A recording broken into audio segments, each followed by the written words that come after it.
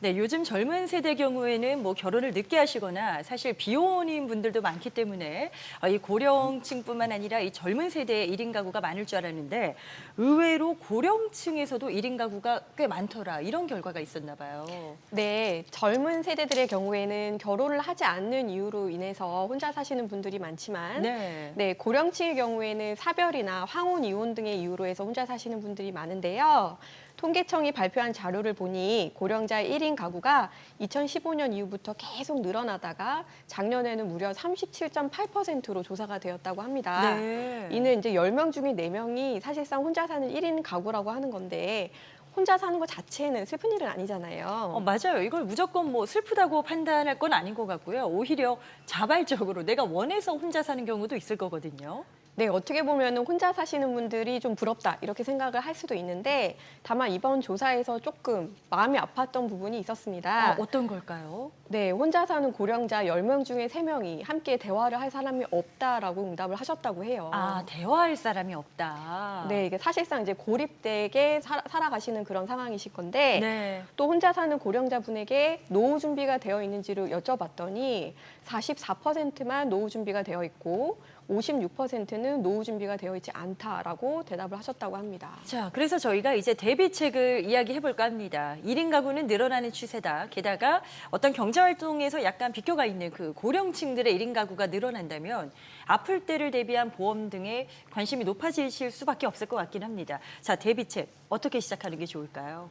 네, 진료비가 없어서 만약에 치료를 받지 못한다? 이런 경우는 너무 괴롭고 힘든 경우가 될 것 같습니다. 상상하기 싫죠. 네, 그래서 이런 부분에 대해서 저희가 보험으로서 기본적인 대비를 하시는 게 중요한데요. 그래서 1인 가구가 가장 먼저 기본적으로 갖춰야 될 보험은 바로 실손의료비 보험입니다. 아, 실손의료보험? 네, 실손의료비 보험은요, 내가 다치거나 아프거나 했을 때 병원을 가면 병원비의 일부를 지원을 해주기 때문에 가벼운 질병부터 중증 질환까지 전체적으로 다 보상을 받을 수 있고 점차 나이가 드심에 따라서 병원 갈 일은 늘어나고 근데 그때 돼서 이제 실손의료비에 대해서 관심을 가지셨을 경우에는 내가 병원에 다녀와서 아픈 적이 있으시거나 또는 보험료가 너무 비싸거나 보험사에서 가입을 거절하시는 경우가 있을 수도 있거든요. 네. 그래서 내가 미리미리 최대한 가입이 가능한 시점에 건강할 때 이 실손의료비 보험 같은 경우에는 대비를 해놓으시는 게 중요합니다. 네, 먼저 필수적으로 좀 준비해주면 좋겠다라는 보험, 실손의료보험을 꼽아봤고요. 자, 1인 가구가 좀 더 준비하면 좋은 대비책, 어떤 보험이 있을까요? 네, 암, 내, 심, 우리 신체에서 가장 중요한 부위인데요. 네. 이걸 3대 질병이라고 해요. 3대 질병이 걸리면 일단 일을 하기가 어렵고요. 그러면 소득이 끊깁니다. 하지만 치료 기간에도 생활비는 계속 들 것이고 간병비까지 발생이 되거든요. 그래서 한 번에 받을 수 있는 진단비를 중심으로 대비를 하셔야 합니다.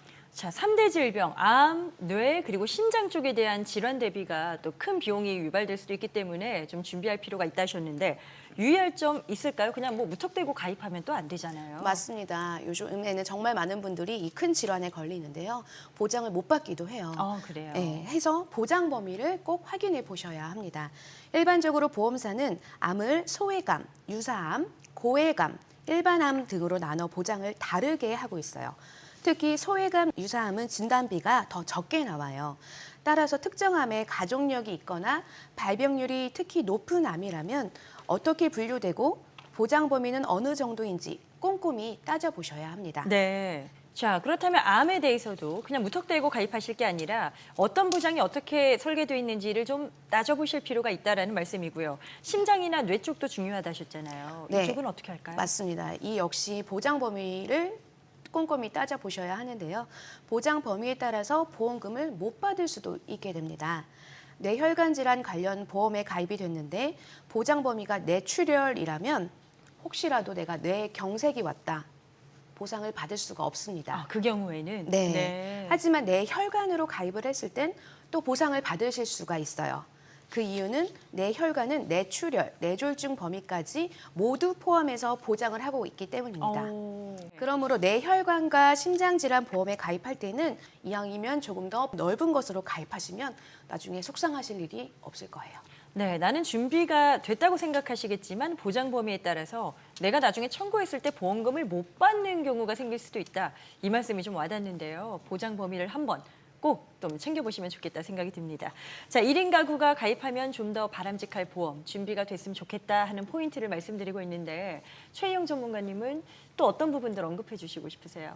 네, 1인 가구가 점점 늘어나면서요. 굉장히 인기를 끌고 있는 보험이 있습니다. 어떤 걸까요? 네, 바로 간병보험에 대한 부분인데요. 아, 간병이요. 네, 아프면 누군가 나를 돌봐줘야 되는데 사실 1인 가구이신 분들은 돌봐줄 사람이 없다라는 게 가장 큰 문제입니다. 그렇죠. 그래서 간병인을 쓸 수 있는 이 간병보험 같은 경우 굉장히 요즘에 많이들 찾고 계십니다. 자, 여기서 저희가 한번 간병비가 대체 얼마나 들길래 보험으로 준비를 해야 될까? 그 부분에 대한 답을 드려봐야 될 것 같아요.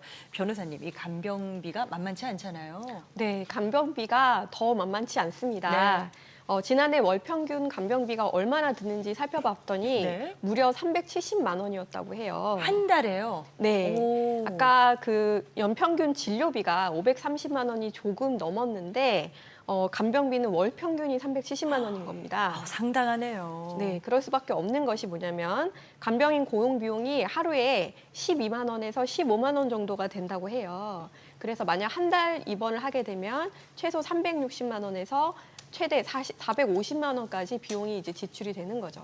자, 간병비가 이게 연 평균이 아니고요. 월 평균이라고 합니다. 한 달에 거의 뭐 웬만한 직장인의 월급 수준이 간병비로 쑥 빠져나갈 수도 있다라는 건데 이게 간병보험에 만약에 가입을 하면요.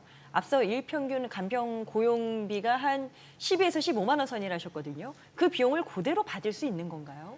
네, 맞습니다. 간병인을 고용한 비용을 그대로 돌려받는 건데요.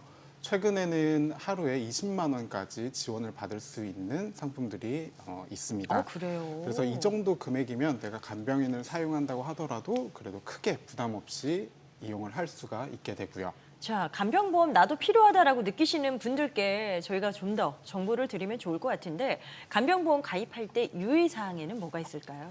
네, 간병보험 같은 경우에는요, 종류가 이렇게 두 가지로 나뉘게 되는데요.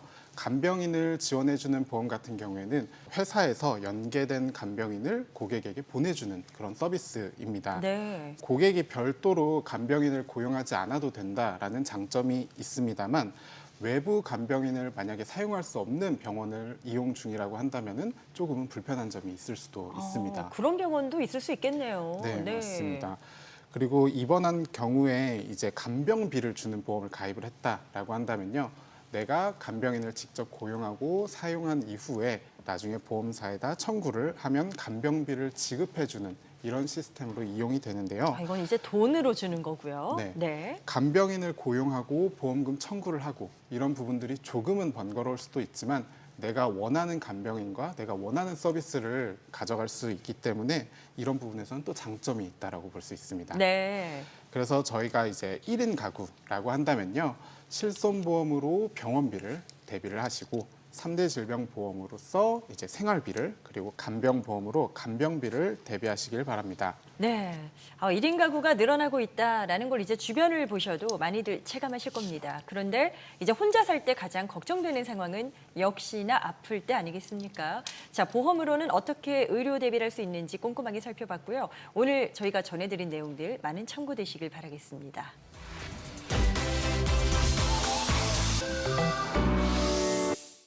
본 광고는 광고 심의 기준을 준수하였으며 유효 기간은 심의일로부터 1년입니다.